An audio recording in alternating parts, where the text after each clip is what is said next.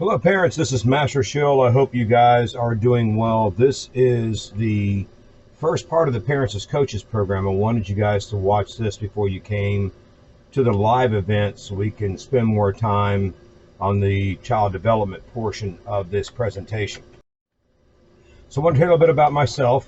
You guys know who I am, but maybe you don't know my history, and I wanted to make sure you knew where we came from and why this is so important to me. So I was born in the Azores Islands. That's a set of islands off the coast of Portugal and Spain and in the top northwest part of Africa.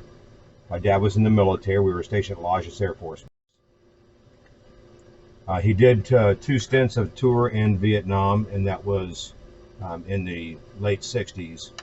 And so that was I was without my dad for 2 years, which is a big piece of what happened in my development process growing up. Like I said, we were in the Air Force, so we traveled a lot. Every couple of years we were moving. When I was younger, I hated it. As an adult now, I really appreciated the fact that I can walk into any new situation and really be able to make friends and be able to do the social things really, really easy.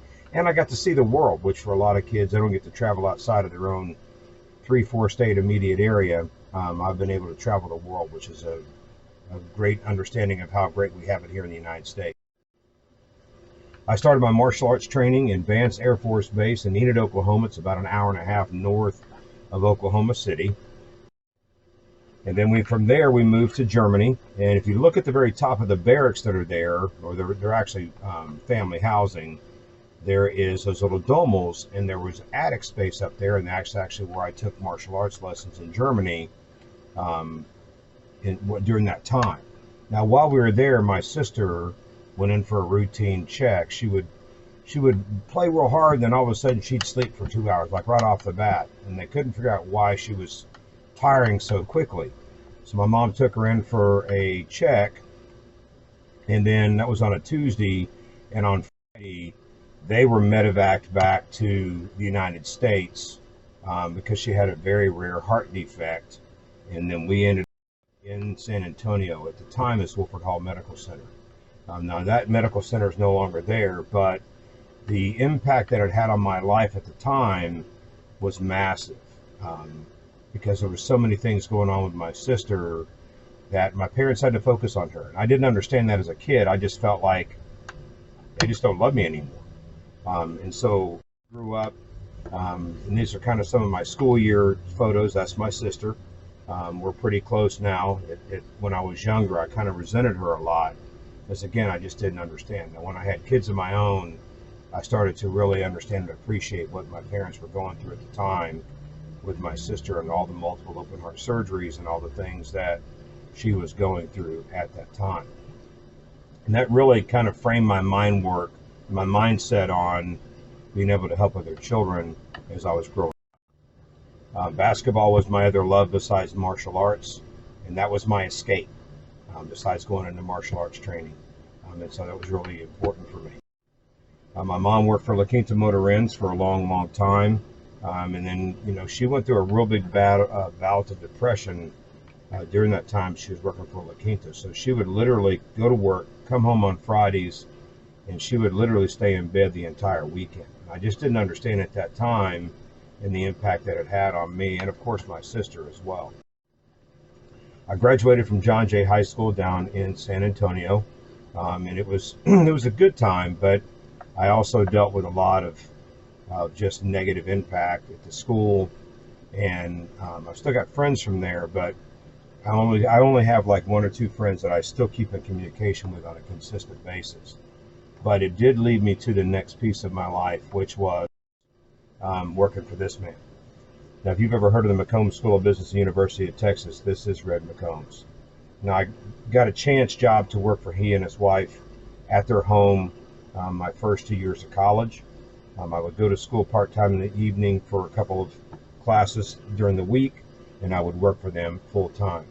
And that was a major shift in understanding about success.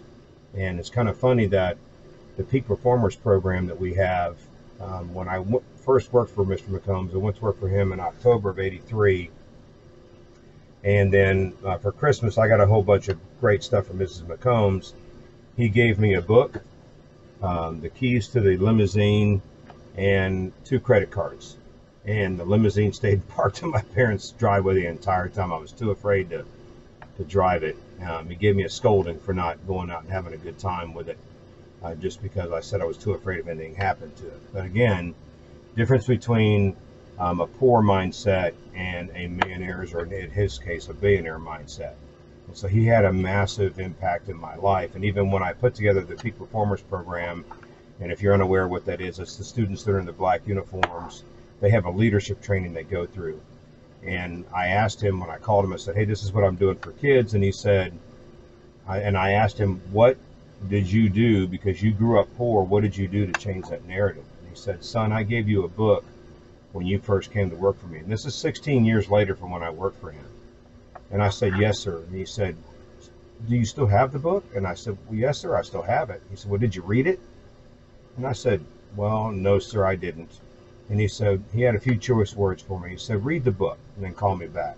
The book was Think and Grow Rich. So I'll be forever grateful to what Mr. McCombs did for me growing up, and really changing my mindset and understanding the work ethic and the things involved, because I didn't have a great work ethic when I first worked for him. I was mad, I was angry, and I was just existing. And he really kind of helped me change that mindset around in my life, along with my martial arts instructors too.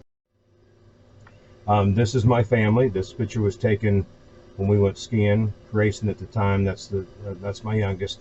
I think he was 4.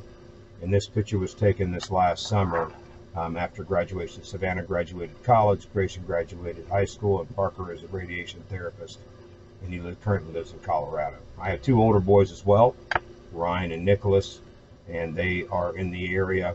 And I see Ryan more than I see Nicholas, but I do still see the boys as well. They have their own lives and families as well. So let's talk about Peak. So I established Peak in 1997. I had been taking martial arts since I was a kid. I was in a school and ran the school in San Antonio. I got a job offer up here in the Austin area that I couldn't refuse. And so I took that and I actually commuted for the first 2 months. I'd get up at 5:30 every morning, drive 2 hours to work, then drive home every night for the first about 18 months, almost 2 years, and then moved up here permanently. In 1997, I opened up the school part-time in our church. And then what we did with that is that we ran that for 4 years in the church. And then in 1997, I took a trip to Korea and China, and I was training over there. And when I was over there, I realized that I loved this a whole lot more than I loved my corporate job. So I wrote my resignation letter on the plane ride home, gave it to my boss, and then 3 weeks later, we opened up full time. Our first location was over on Bell Boulevard. There used to be a whole strip center that has now been taken down with the new development they're doing over there. But there used to be, where the Mooney's Burgers is, there used to be a strip center all the way down.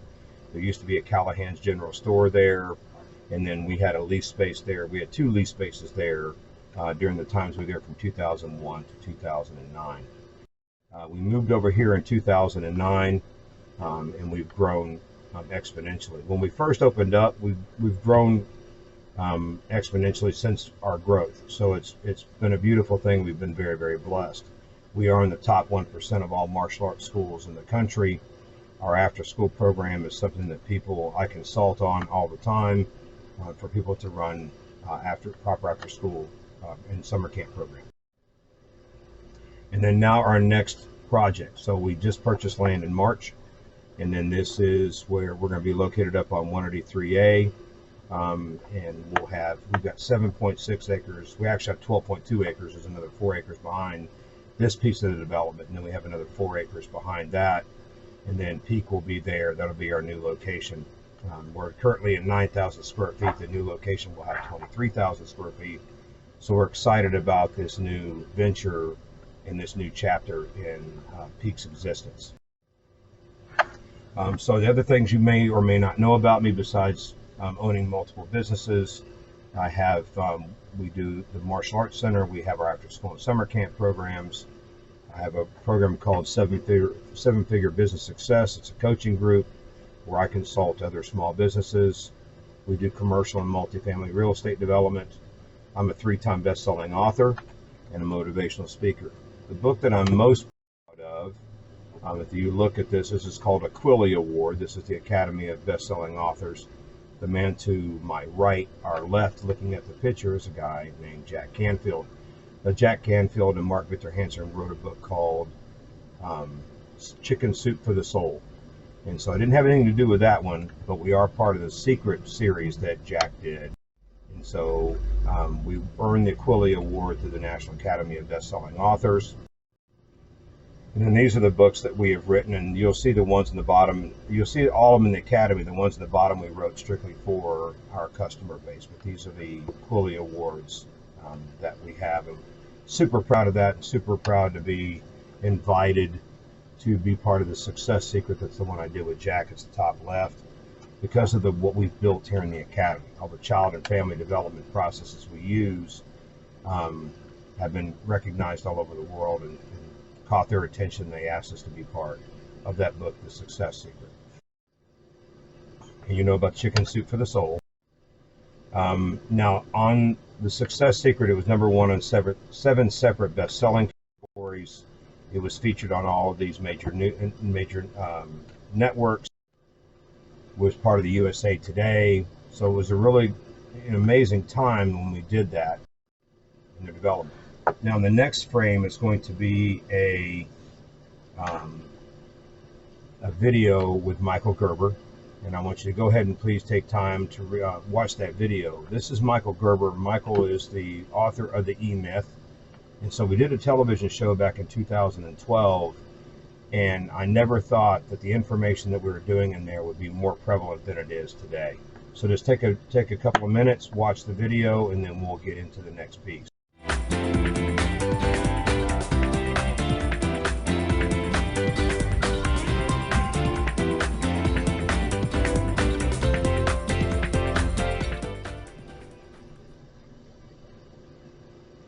Hello, it's Michael E. Gerber, and it's the Michael E. Gerber Show.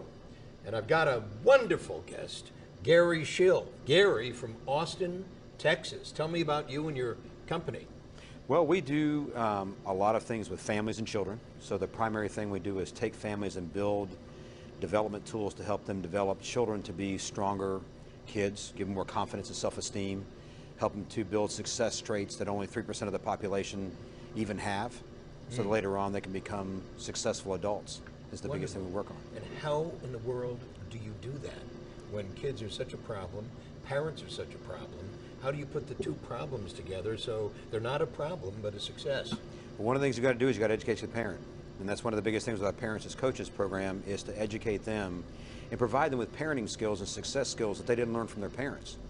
I don't know about you, but I didn't learn things like goal setting and communication skills and those things from my parents. I had to learn them from business people.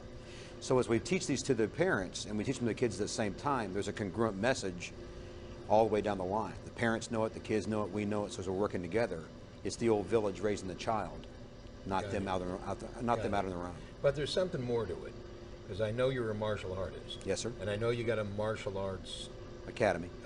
Yes, sir. You have your own dojo. You've got people who work there for you. Yes, sir. You slap them around a little bit. Just a little. Yeah, just a little bit. So there's something about martial arts in this. Can you tell our guests something about that? Well, the martial arts builds a lot of great things about confidence and self-esteem and discipline, but the one thing we realized is that when they were in the academy, all these things were feeling very good. It was a very safe and comfortable environment. But when I would see them out in the community, I'd see them at school, they would hang their head, they wouldn't have the same confidence. And what I realized in addition to that was that the parents, as we were teaching these leadership skills to the kids, the parents were coming to me saying, hey, I don't know what the kids are talking about. I don't know about goal setting. I don't know about communication skills. So we realized about 9 years ago, and we put together this Parents as Coaches program to teach the parents the same success skills we're teaching the kids so they could reinforce the same message at home so we could have that congruent message moving forward all the time. Incredible. So you've been doing this for some time? Now 37 years. And how many parents have you taken through this Parents as Coaches? About 10,000. 10,000? No kidding. Yeah, we work with about 20 some odd thousand children every year through the local elementary school district and in the schools. All in Austin, Texas. All in Austin, Texas. Austin ought to be lifting off the ground. Well, it's about 1.5 million people. It's not the small town it used to be, so it's grown Yes. quite a bit. So are you intending then to take this out to other communities? Our goal with the Parents as Coaches program is to take it national, to give parents a little upper hand. I mean, right now our kids are in trouble. I mean, they're being faced with things that 5 years ago didn't exist. And the problem for many parents is they don't know and they didn't experience this as a child. So they can't say to their child, you know, when I was young, I experienced the same thing. There wasn't Facebook, there wasn't YouTube, there wasn't MySpace, there wasn't texting on the phones. So all the things that our kids are experiencing today, our parents, or us as parents, don't have a frame of reference to help them with. Right. And so we don't know how to help guide them through this process. Also, with this social networking going on, our kids are really in a reality series with their friends every day. Nothing is private. Everything is out there for the open.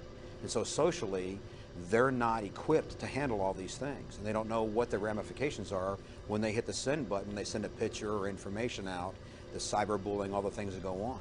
So our kids are really in trouble. They're fighting a battle they don't even realize, and the parents are even less equipped than our parents were raising us.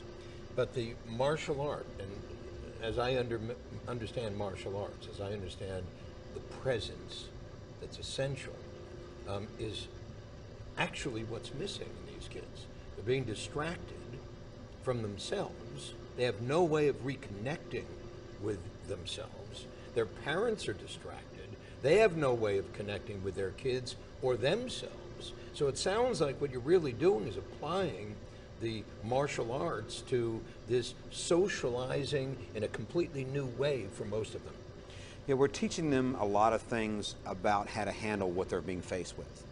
So in our martial arts academy, we teach what's called a peak performance program. So one of the things we teach in there is about the social networking and the communication side. We teach kids how to communicate with other kids. Today, children will literally sit next to each other and they'll text each other. Yes. They won't talk. Well, you and I both know as adults, that's not an option. We have to speak with one another. It's a problem reason, one of the problems why so many marriages are failing today, because communication is so low. And if these kids are coming up and they get married, the communication skills are going to be even less effective than what they're ineffective right now. So we've got to build these traits and these success skills.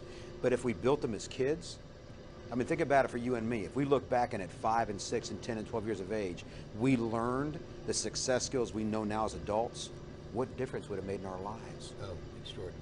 Absolutely extraordinary. Humongous. Yeah.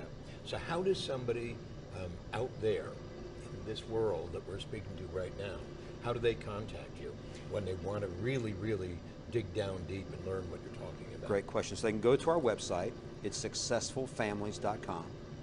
And they can go to any information on there, or they can click on the Parents as Coaches program, and it'll take them through a 14-step process that'll help them develop healthy, happy, self-confident children that are impervious to bullying and negative peer pressure. No matter where they are. No matter where they're at. So any place in the country.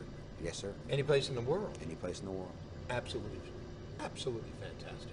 So, Gary. Thank you very much, sir, for having us. Incredible. Thank you. Yes, sir.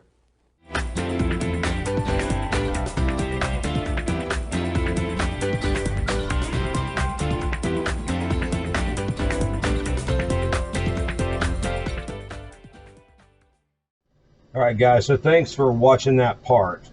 So a lot of these things that we've done have actually opened us up to some good relationships. Some other relationships I would never cultivate just because of who some of the people are. But when we did these books and we did these things, they really did open up some relationships. One that I'm super proud of is this man right here. This is Glenn Morshower. Now, Glenn is an actor, but he is so down to earth and such a graceful individual. And he's done some things here at the Academy. He and I get to spend some time together. We've stayed up there with him in the Dallas area where he lives. He stayed with me and Paula here at our house, he and his wife Carolyn. And so surrounding yourself with the right people is super, super important. It's no different than your grandmother saying to you, let me meet your friends and I'll tell you what kind of person you are. So one of the things we teach the children inside of inside of these Peak Performers program is what's called success circles, and helping them build those success circles in every area of their lives. So let's talk about what our children are facing today and why it's such a struggle for a lot of them. One is the technology. Our kids are faced with so much screen time, and I'll go over that here in a couple of seconds, that it's having some really negative, massive negative effects on them in a lot of different areas. So these are all the different areas, whether it's a computer at school, whether it's a phone, a tablet. You'll see a lot of parents today, even if you go sit down to eat at a restaurant, the parents are just handing them a phone and a tablet so they don't have to parent. And the problem with that is you're losing connection time with your child. Now, the pre-pandemic, the kids were about 70 hours a week total of time that they were connected electronically, from TV to all the different devices. Now it's over 106 hours, because ever since COVID, the kids are primarily electronically connected at school most all day. Not all of them, but a lot of them are. And it's having some negative effects on them in their lives. Harvard University talked about that in 2010, adults are no more than 8 feet from their phone at all times. In 2021, adults were 18 inches from their phone, no farther than 18 inches. I mean, it's like an addict, it's like a person smoking cigarettes or drinking alcohol. It does have an addictive nature to it, and so we want to make sure that we're being very careful with that on the ramifications it has. There's also the electronic network. We call it the matrix. So even a lot of these children, because of the magnetic signatures that go on, electronic signatures inside of the on the phones and in the networks and the television and everything else, a lot of these kids are coming out pre-programmed. And so that's one reason why they can pick up the phone and they're already kind of engaged in that stuff, and they pick up a lot faster than we do. The other thing too, before I talk about this part, is that with the blue screen on the children, it does affect the circadian rhythms inside of their sleep patterns. It does affect their ability to stay on task and attention. So we want to make sure we're addressing that. And for a lot of kids, they're not, and adults too, and not just kids, but a lot of them are not thinking before they hit the send button, whether it's social media or email. And then unfortunately, once it's out there, it's hard. It's so hard to get it down, as some kids are finding out today. A lot of them have never had, especially the hot hand on, the stove experience. As children are around us in the kitchen, they want to put their hand up on the stove when we're cooking. We're like, no, don't do that. Well, for us as adults, we didn't have that hot hand on the stove experience, and so we don't realize what's going on. We just give our kids a phone because socially it's the thing to do, because you don't want them to feel like they're being left out of the social group and being a pariah inside the group. But really, the best thing you can do is not give them a phone at all. And if you do give them one, give them a flip phone that's not connected to the internet, so that they're not having access to information that really their brains are not ready for. The frontal cortex does not fully develop until they're about 23 to 25 years of age. And so when we're giving them all this information, it really does hurt them a lot, especially when they're getting 2 million bits of information every minute. So the things you want to look out for and understand, because when I grew up, cable television was just coming online my senior year of high school. And before that, we had 3 television stations. There was PBS, which was the 4th one. TV did not stay on all night long. After the late night show with Johnny Carson, there may have been one more thing, and then you'd have the national anthem playing, and then TV was off, and then it would come back on at, say, 6 o'clock in the morning Eastern time for the morning news. So what programs are your kids watching? And especially because a lot of kids today, they're not watching television, they're watching TikTok and YouTube and Reels, and you really have to be very careful about what information they are assimilating. And it's really important that you're involved in that. And some kids will be like, I don't have any privacy. Well, you know what? Again, their frontal cortex hasn't developed, and they don't understand that what they're assimilating and what they think is okay in a lot of cases is not. And so it really does set them up for failure, not success. What music are they listening to? And if you listen to a lot of the rap music, which a lot of the kids listen to today, It has very derogatory messages, especially towards women and girls. And so we have to be, especially we have a daughter, and I've got a daughter. I don't want them feeling like they're less than or that they're not worthy of. What are they reading? Now, if they are reading, a lot of kids are not reading today, and that's one of the biggest things that we push inside of the academy is reading. What social media sites are they on? What social programming are they getting at school?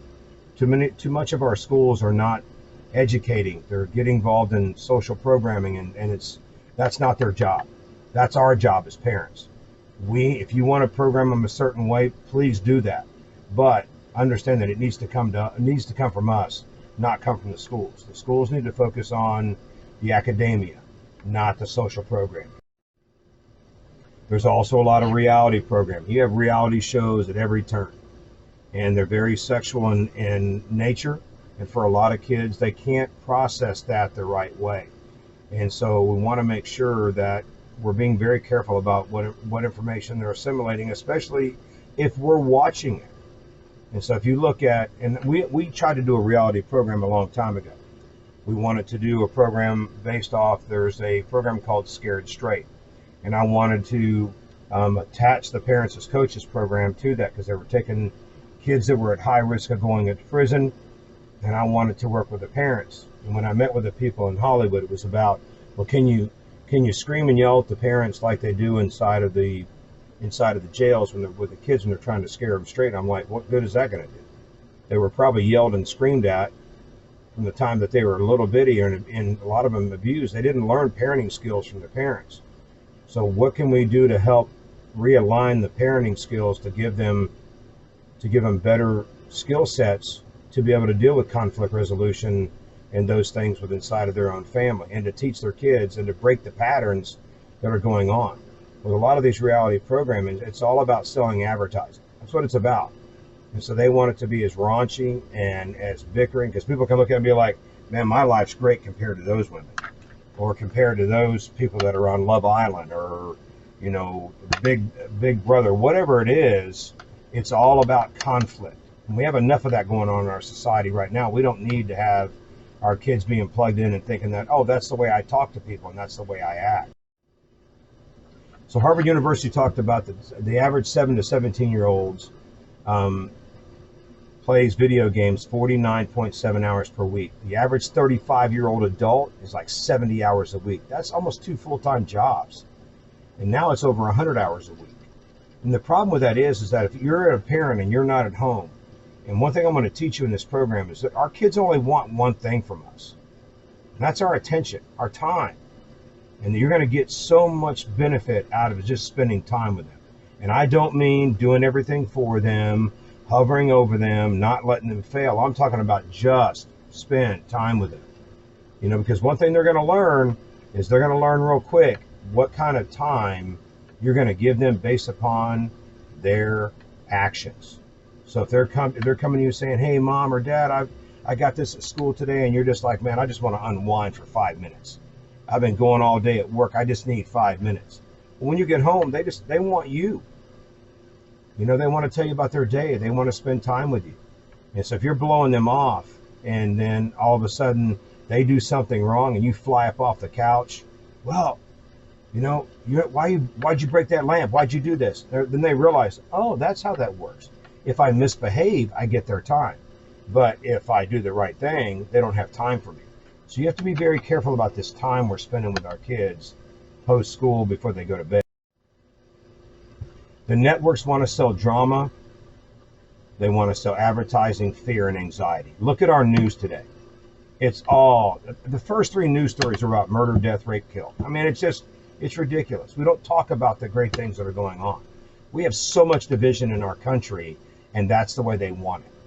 We have to be the guiding light for our kids so that they're not growing up with fear and anxiety. And I can tell you that working with kids as long as I have, I've never seen a time when more children are afraid of their own shadow. And it's evident every day. Keep them off the news, please. Keep them away from that stuff, because it's really all it's going to do is, I got 20-some-odd-year-olds that come to me like, Master Schill, I'm seeing this on the news, and I just don't even want to go outside of my house. Well, that's not the way to live life. Things are going to happen, unfortunately. But we can't, put our head in the sand and be like, I just don't want to, I don't want to think about it. We just need to keep moving forward. Another thing too is video games, electronics and television. The average hours per week for video games played is extensive. Too many parents just put a tablet in front of their child. There's the amount of time. If you watch the video games and you look at them, the video game designers have designed it that the closer they get to the end of the level, then the music ramps up, the speed ramps up, and then all of a sudden, as soon as they complete the level, then they have an endorphin dump. Well, they get addicted to that endorphin dump, and so then they just keep going that. But their attention spans, they get mad, they get angry, they throw controllers, and you see all these things happen. So I mean, it's your house. You're going to do what you need to do, but I'm begging you, please get them off of there. One thing that happens is that children are being hit with 2 million bits of information every second. They don't know how to be settled and quiet. If you ever doubt what I'm saying, just come up here to the academy. They can't sit still for 6 or 7, 8, 10 seconds. You can see it automatically. As soon as we sit them down, we're lining up, doing roll call, whatever we're doing, you'll see automatically what happens is that they're automatically starting to move. They just can't sit still. They can't sit still in the classroom. Can't sit still in the classroom, they can't learn. Right? I don't look at ADD or ADHD as being a bad thing. It's just that their brains are hyperstimulated for long periods of time. They don't know how to get quiet. And if we can help them get quiet, they're going to sleep better. They're going to be more rested. They're going to have better success, less anxiety, less anger. Right? So then, and you get the 24-hour connectivity for all of us. We have to learn to shut all this off so we can get some rest ourselves. Our brain can rest. We talked about the reality parents and reality programming, and then why, as parents, we're so ill prepared. So let's talk about what's going on in a lot of other areas in their life. Let's talk about bullying statistics. Every 67 seconds, someone's bullied. 1 out of every 3 teens reports being bullied. 160,000 students stay home from school every day because they don't want to go face the situations at school. 43% fear harassment in the bathroom. 80% of verbal bullying ends up in a physical fight. And that's one of the biggest things the schools will tell you, oh, it never ends up in a physical fight. Absolutely wrong. It does. Because once the bully stops getting what they want out of you, they're going to escalate. And in 85% of the bullying cases, there's no involvement for staff. Sometimes it's the kids not saying anything. Sometimes it's teachers turning a blind eye because they just don't want to deal with it. 97% of all middle school students are bullied online because they're on their phones. They're staying up till 2 or 3 o'clock in the morning. A lot of you parents are not realizing this. You're going to bed, you're thinking, oh, they're tucked in, they're asleep. Nope, they're getting up and they're getting online. Other kids are online at the same time. Even more scary is you have the sexual predators that are online at that time. And they're very good at getting kids to trust them. I've seen it. I've witnessed it. I've coached kids through it. I've had kids that are in middle school have 35 to 40-year-old men show up at their door because children give out information online. 47% of older youth 18 to 24 are cyberbullied. It happens all the time. 35% of kids have been threatened online. Nearly 1 in 5 have had it happen more than once. 21% of kids have received mean or threatening email or other messages. 58% of kids admit someone has said mean or hurtful things to them online. More than 4 out of 10 say it happened more than once. 53% of kids admit having said something mean or hurtful to another person online. I call them keyboard warriors. When they get online, all of a sudden now they're big, bad, and tough. Things they would never say in front of people, but they'll do it online. 58% have not told their parents or adult about something mean or hurtful that has happened to them online. Signs your child is being bullied or intimidated. Look for changes in their behavior and how they and their demeanor, right? And not all of them will exhibit the same warning signs, but here are some. 1, unexplained injuries. Lost or destroyed book, clothing, electronics, jewelry, money. You've given them money. You generally say, oh, well, Johnny didn't have any money to eat today. Or extra charges on their school accounts where kids are coming up and saying, you're going to buy me a dessert. And so the kids will go up and they'll get two or three extra desserts. Frequent headaches or stomach aches, feeling sick or faking illnesses, changing in eating habits like suddenly skipping meals or binge eating, Kids may come home from school hungry because they did not eat lunch because either their money was taken or they just didn't want to go to lunch and deal with the nonsense. Difficulty sleeping or frequent nightmares. Declining grades, loss of interest in schoolwork and social activities. Sudden loss of friends. Feeling of helplessness or decreased self-esteem. Self-destructive behavior such as running away from home, harming themselves, or talking suicide. Now that's escalated, but if we can get to it early enough, we're not going to be dealing with some of the things that I've seen over the years. All of these lead to our children having major fears, anxiety, depression, social exclusion, and more, which leads them to quit and not persevere through the life challenge in front of them. So one thing I want to teach you is that in this program is, and this is what I see a lot, is that when kids do not want to do what their parents are asking them to do, they want to bribe them. If you'll just do this, I'll give you some ice cream or candy.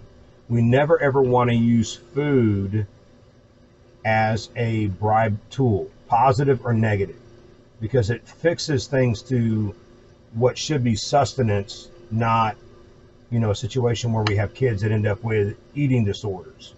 They end up being overweight, type 1, type 2 diabetes. They end up having, they're being bulimic or anorexic. So we don't want to ever tie food to it. We want to use rewards. A lot of things we've built in the academy is about a reward system, and I don't tie food to that. We use it as a teaching tool, and it creates a lasting positive change on behavior. So please just understand that and learn this piece. We set expectations. So one thing that I'll teach you in this program is begin with the end in mind. We are taught from the time that we go to school that we want to do a step process, kindergarten first, second, third, fourth, but we never stop as parents and say, okay, what do I want my child to know that I wished I would have known when I was leaving high school? Regardless of what path I'm taking, what skill sets do I need them to know? And as adults, we're much better equipped now than we were when we were 18 years of age, and we thought we knew everything, right? So how do you want them to behave? Set the expectations. How do you want them to speak to you and other people? What type of grades do you want them to achieve in school? What skill sets do you want them to possess when they leave your home? Big thing is what core values do you want them to possess? This is something you need to really talk with your children about. These are the core values of our family. Because if you don't have that really ingrained in them, they're going to allow other people to come in their lives that have different core values. Someone's going to change. Someone's going to change their core values to be around that person. We have to give them the strength to be like, you know what? I'm sorry, but our core values don't match. We can be acquaintances, but we can't be close. So when you come to the Parents as Coaches program, these are the things that we are going to work on. So you fully understand what's going on inside of the academy. One, we're going to talk about the Black Belt Success System.